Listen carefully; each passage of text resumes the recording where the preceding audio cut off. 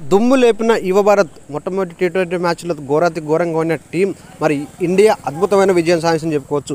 అయితే ఫస్ట్ మ్యాచ్లో డక్అవుట్ అయినటువంటి ఐపీఎల్ స్టార్ అయినటువంటి ఎస్ఆర్హెచ్ బ్యాట్ అయినటువంటి అభిషేక్ శర్మ బ్యాటింగ్తో చెల్లడంతో రుతురాజ్ గైక్వాడ్ చెల్లడంతో టీమిండియా 200 పైన స్కోర్ చేసింది. ఇక ఈ యొక్క లక్ష్యాన్ని మరి ఆరంభించినటువంటి జింబాబ్వే టీం ఎక్కడ కూడా కనీసం పోరాట పటిమ కూడా చూపించలేదు. తక్కువ స్కోర్కి అలౌట్ అయి కావడమే కాకుండా టీమిండియా విజయాల్లో కీలక పాత్ర పోషించినటువంటి అభిషేక్ శర్మ పైన ఇప్పుడు స్వచ్ఛందాలు చూపిస్తున్నారు సోషల్ మీడియాలో ఫ్యాన్స్. వాస్తవానికి ఫస్ట్ మ్యాచ్ డక్అవుట్ అయినప్పుడు చాలామంది అన్నారు, ఇంత ఐపీఎల్లో సూపర్గా అన్నటువంటి అభిషేక్ శర్మ చిన్న చితక బౌలర్ అయినటువంటి మరి జింబాబ్వే పైన ఎందుకు ఆడాలని చెప్పి చాలామంది విమర్శించారు.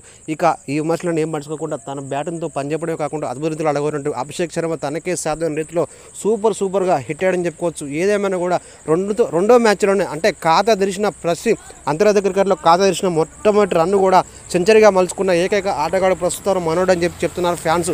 ఇక అదే కాకుండా బౌలింగ్ కోటలో ఆవేష్ ఖాన్, అదేవిధంగా ముఖేష్ కుమార్, అదేవిధంగా రవి విష్ణు ఈ ముగ్గురు బౌలర్ చెల్లడంతో జింబాబ్వే ఎక్కడ కూడా చేతులలో కనిపించలేదు ఫ్రెండ్స్.